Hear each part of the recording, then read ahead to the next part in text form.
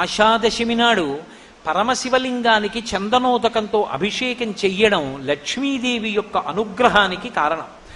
మీరు ఎప్పుడైనా ఒక విషయం జ్ఞాపకం పెట్టుకోండి, అపారమైనటువంటి లక్ష్మీ కటాక్షమునకు హేతువైనదేది అంటే శివార్చన. అసలు లక్ష్మీదేవి యొక్క స్థానం ఏది? బిల్వ నిలయాం అని కదా చెప్తాం. బిల్వమునందు ఆవిడ ఉంటుంది. బిల్వము అంటే మారేడు దళం, మారేడు దళంలో ఉంటుంది. మారేడు దళంలో ఆవిడ ఉంది. ఆవిడ మారేడు దళంలోంచి మన ఇంట్లోకి రావాలంటే ఏమవ్వాలి? అది శివలింగం మీద పడాలి. మారేడు దళం ఇలా పట్టుకున్నాను అనుకోండి, లక్ష్మి మారేడు దళంలోనే ఉంటుంది. మారేడు దళం శివలింగం మీద పడింది అనుకోండి, ఈనెలు శివలింగానికి జరిగితే లక్ష్మీ కటాక్షం, బోర్లా పడితే సరస్వతీ కటాక్షం. జ్ఞానం వస్తుంది బోర్లా పడితే, తిరగబడి ఈనెలు తగిలితే లక్ష్మీ కటాక్షం. అందుకే బిల్వ నిలయాం, అది శివ పూజ చేత లక్ష్మీ కటాక్షం వస్తుంది. అందుకే మీరు చూడండి, శివ పూజ చేసేటటువంటి వారు మహదైశ్వర్యవంతులై ఉంటుంటారు. కారణాల్లో అదొకటి. ఎందుచేత అంటే శివ పూజ విపరీతమైనటువంటి ఐశ్వర్యానికి కారణం.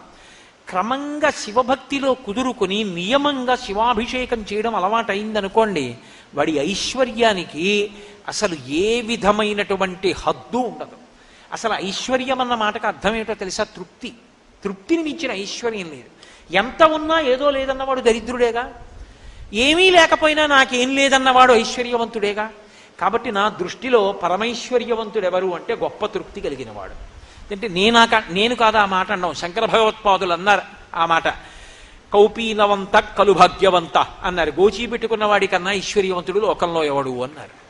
ఎందుకని అంటే అన్నీ వదిలేసిన వాడు సర్వసంగ పరిత్యాగి, నాకేం కావాలని చెప్పి అంతటా బ్రహ్మాన్ని చూసి పొంగిపోతూ ఓ గోచీ పెట్టుకు తిరుగుతుంటాడు రమణ మహర్షిలా. యోగరతో వా భోగరతో వా సంగరతో వా సంగ విహీన యశ్చత్ బ్రహ్మణి నమతే చిత్తం నందతి నందతి నందత్యేవ. అన్నీ ఉన్నా నాకేదో లేదని ఏడిచేవాడు దరిద్రుడు. ఏమీ లేకపోయినా గోచీ పెట్టుకుని నాకేం లేదని అంతటా బ్రహ్మాన్ని చూసి పొంగిపోయేవాడు ఐశ్వర్యవంతుడు. అది ఇవ్వగలిగిన వాడు పరమశివుడు. కాబట్టి ఆషాదశమి ఇంకసలు ఆ మాట అన్వయం చేయడం సాధ్యం కాదు, అంత పెద్ద ఎత్తున అనుగ్రహించగలదు. కాబట్టి ఆ రోజు మరిచిపోకుండా ఆషాదశమి నాడు పరమశివుడికి చందనోదకంతో అభిషేకం చెయ్యడాన్ని మర్చిపోవద్దు. బాహ్యంలో పరమశివుడికి చందనం ఉదకంతో అభిషేకం చేస్తే ఒక ఫలితం ఉంటుంది. ఏమిటా ఫలితం అంటే కొడుకులు వృద్ధిలోకి వస్తారు, వంశం నిలబడుతుంది. వంశం అంతరించిపోవడం అన్నది ఉండదు. చందనోదకంతో నియమంగా అభిషేకం చేసేటటువంటి వాళ్ళ వంశం ఆచంద్రతారార్కం వర్ధిల్లుతుంది. 2, కొడుకులు వృద్ధిలోకి వస్తారు సంతోషంగా.